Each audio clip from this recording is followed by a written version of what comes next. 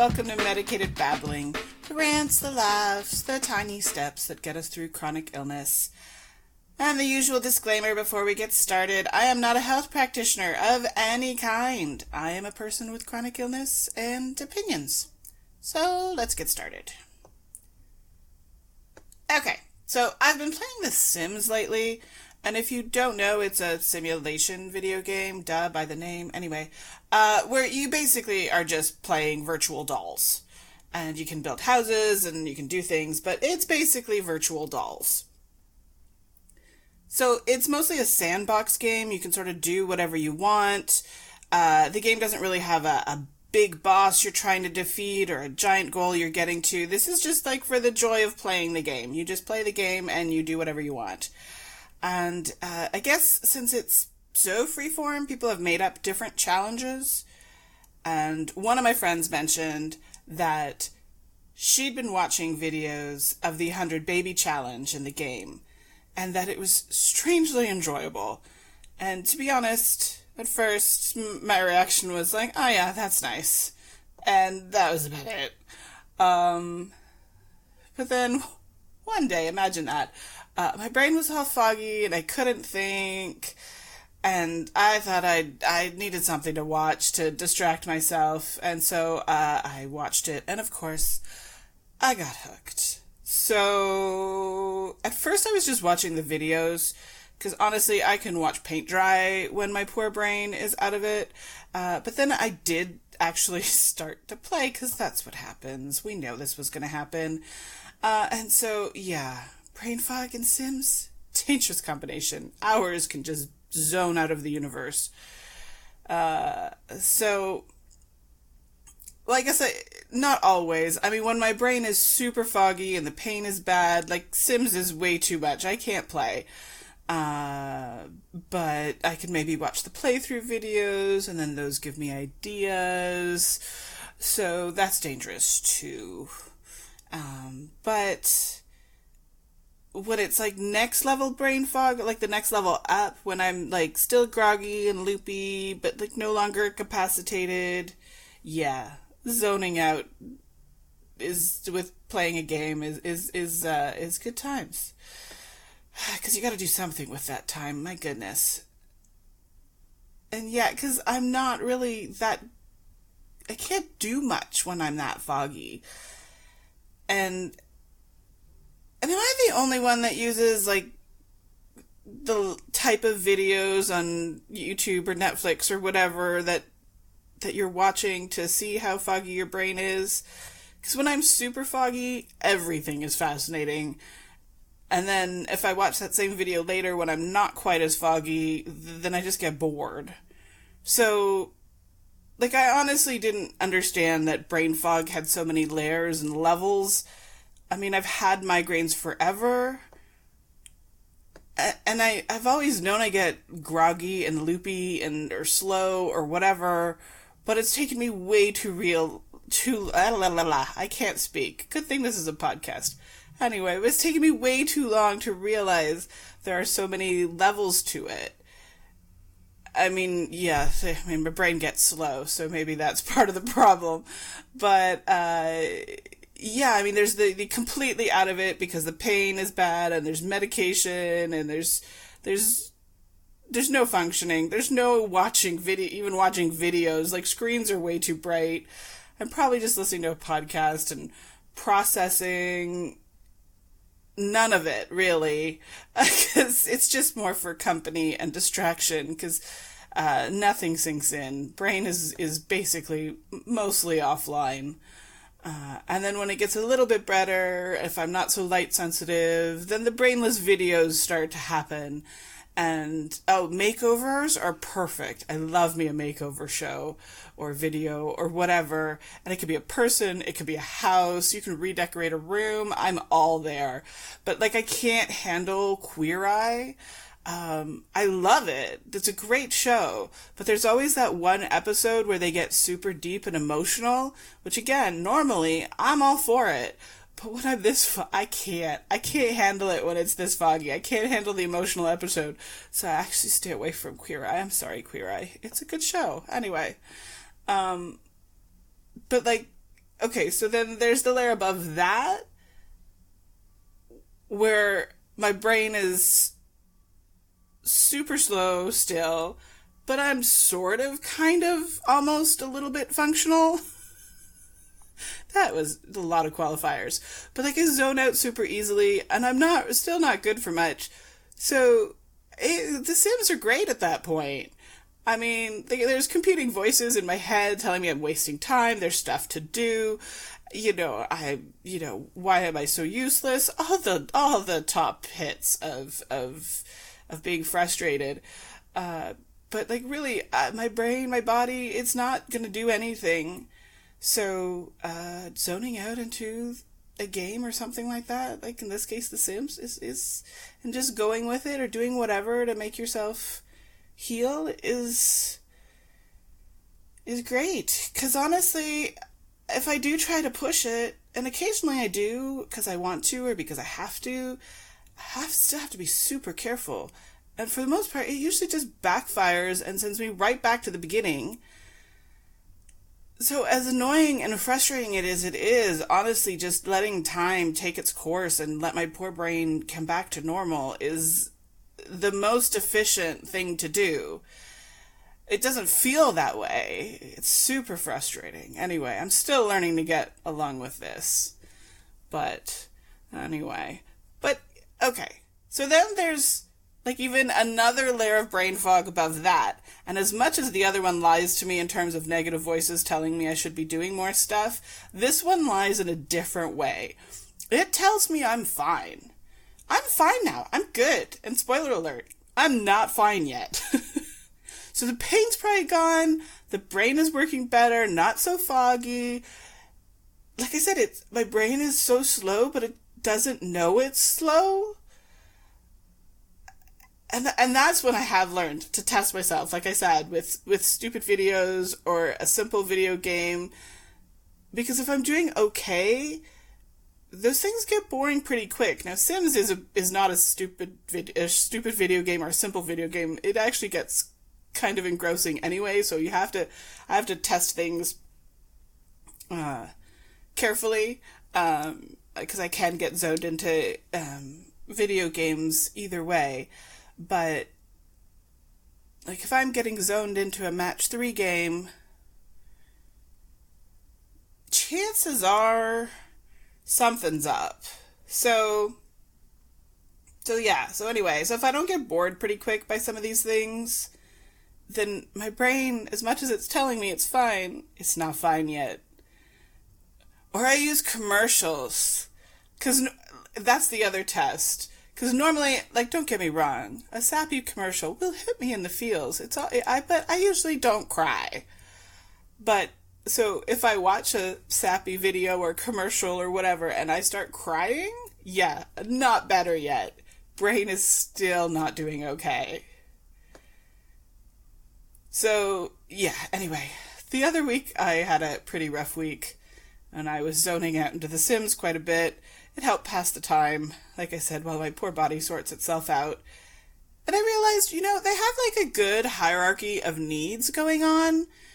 Like you have to take care of the basics, like food, sleep, hygiene, so that you can go do other stuff you want to or need to do. Like there's things you need to do if you've got a job, or if you're in school, or if you're fulfilling an aspiration. Like they have different aspirations you can do, like learning an instrument or whatever. Anyway, there's a bunch of different ones. So, again, you can push it. You can stay up all night learning to play the violin or whatever, and then ignore all your other needs. But then you might literally fall over in a nap, or you'll be grumpy at work so you won't get a promotion, and if you push it really far, the consequences get worse. Again, words are hard. The consequences get worse. The consequences get worse. Anyway, I think it takes a little while because I've never actually done this to any of my Sims. But if they don't eat for a few days or something, then the poor thing dies.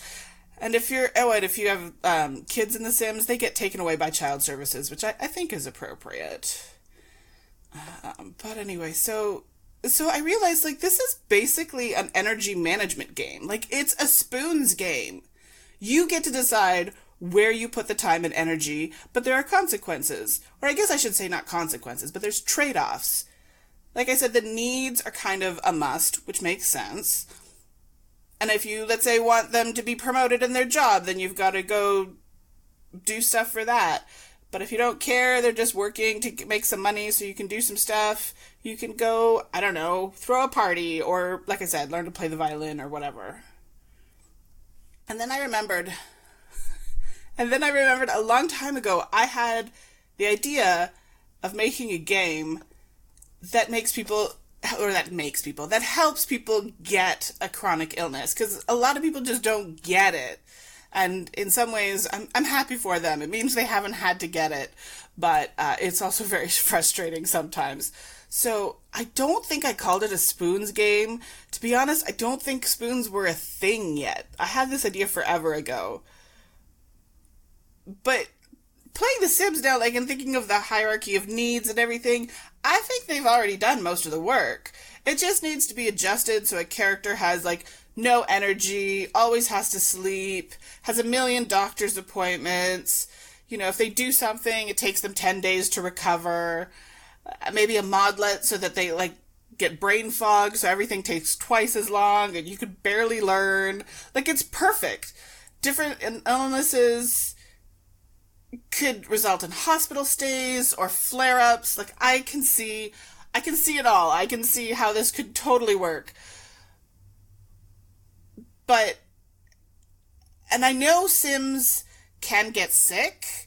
None of my characters have, but I think that's just because I have, like, just the basic game. There's all sorts of expansion packs and this and that you can add on to it. And I know you can get sick, like, you can get, like, it's basically like having a cold or a flu type of sick. Like, it's not a chronic illness type of sick. And I know you can get access to a hospital at some point. I think it's in the, like, get to work thing, but I get the impression that that's more to get access to medical careers. I don't know if once you have that, you can, like, need surgery. Your character could need surgery or something. I don't know if that works that way. And so I don't think there's any mechanics for that inside the game. Could be wrong. I'm babbling. But I do know that there's also custom content that people have created, and there could be mods and things like that. And honestly, I haven't even looked into those. Some of them look really cool, but I don't even have the base game, much more than just the simple base game. So, but I wonder if the game can be modded to the extent that I'm thinking of, that it could mirror chronic illness. But who knows? Maybe it can. Maybe it already has. So I don't know. Maybe it can be modified that way. I do remember somebody playing with one where they, like, had a modification so their sim got their period and things like that. So maybe it can. But I don't know. Maybe it even has already. I honestly haven't looked. I didn't really put this all together until a little while ago. Anyway, like I said, I haven't looked. I have more spoons. I have more ideas than spoons. And brain fog means I forget everything anyway. So, yeah, I need to look into that. I will take a peek, because that would be interesting. At the same time, kind of depressing. I do kind of go into The Sims because I know that their lives are very simple. It's really nice. Anyway. I think that's enough babbling about video games and brain fog and videos and whatever else. Yeah, I think so. Okay, so let's finish with a dash of happy. And in honor of the unintentional theme of brain fog that I clearly needed to talk about, I am putting soap cutting ASMR videos as this month's dash of happy. Not just any ASMR video, the soap cutting ones. So those are the type of videos, ASMR videos, that are great when I'm super foggy. And there are 1,000 different kinds, and some I love, some whatever, and some I just don't get. But I had no idea about the soap cutting, subtype until Jenna Marbles did it about a video about it a while back. And yes, I spend far too much time on YouTube. But, oh my god, the ones I love the best are the ones where they've like... How do I explain this? Where they cut a grid into the top of a bar of soap. So then when they slice down it, all the little grid pieces come off. And honestly, it looks like pixels coming to life. It's the best thing ever. And I figured out, like, there's some that they... Excuse me, sorry. There's some where it's, like, really smooth when they cut it. I like that. Somewhere, I think they dry out the soap, and so it's a little crunchier, which, whatever. That one doesn't work as much for me. Sometimes they take the slices, and then they've dried those out, and then they crunch those together. That's also satisfying. All of this is, like, very satisfying. So, anyway. Yeah, and the ones I really like are, like I said, when they cut the little pixels off the soap, but when they have to, like, flow over the knife, they don't just fall off. And somehow that flowing over the knife, I don't know, so satisfying. I don't even know if I'm explaining this correctly. But that's this month's Stash of Happy. Anyway, it's somehow magic. And we're showing these to my friend of mine the other day, because I'd sort of forgotten about them. And, there's so many different kinds now. There's kinds where they also paint the soap, different soaps a solid color, like black or with glitter or something, and then slice it to reveal the color of the soap underneath. Again, when I'm brain foggy, this is the best thing ever. And when I'm not so brain foggy, I get bored and I move on. So again, it's great. But yes. So this month's Stash of Happy, I guess, is the ASMR soap cutting videos, because they're amazing. And I think that's it for this month. So again, please subscribe, because there's not really a schedule. I wish there was, but my world is not predictable enough for that. Do all those rate and review things, and please be kind in the reviews. It's just me. Yeah, but do that because there's algorithms and it's supposed to help with that. I don't know. Anyway. Social media stuff. There's a website, not much there, but it's there, medicatedbabbling.com. Instagram, I do try and post stuff for the podcast, but I suck at social media, so if you're worried I'm gonna clog your feed up, it's not gonna happen. So at Medicated Babbling for podcasty stuff or anything related, and then for more me stuff, it's JT Art and Stuff, and yeah, if you want to see how I've painted my nails this time or whatever. Again, Twitter at mbabbling. Again, I don't post super much either there. I don't really get Twitter. There's a Facebook page, Medicated Babbling. And there's a YouTube where no videos, just these podcasts, because I know some people listen on to podcasts on YouTube. YouTube? I know some people listen to podcasts on YouTube, so they're up there as well. And, yeah, so, and super much thanks. Clearly, I'm tired. I need to go, actually, I do need to go take a nap. It's been a while. Anyway, so, and thanks to Fresh Kills, at Fresh Kills, Kils, only one L. He did the outro music. It's great. You can find him on Bandcamp and whatever else. And to the listeners, thank you for listening, because I post this so that people listen to it, but it still surprises me that people do. And yeah, don't forget you matter, and I'll talk to you next time. Okay, thanks, bye!